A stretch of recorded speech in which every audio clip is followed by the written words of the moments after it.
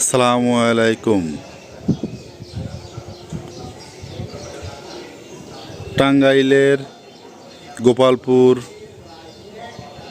এলাকাধীন ২০১ গম্বুজ মসজিদে আজ আমি উপস্থিত।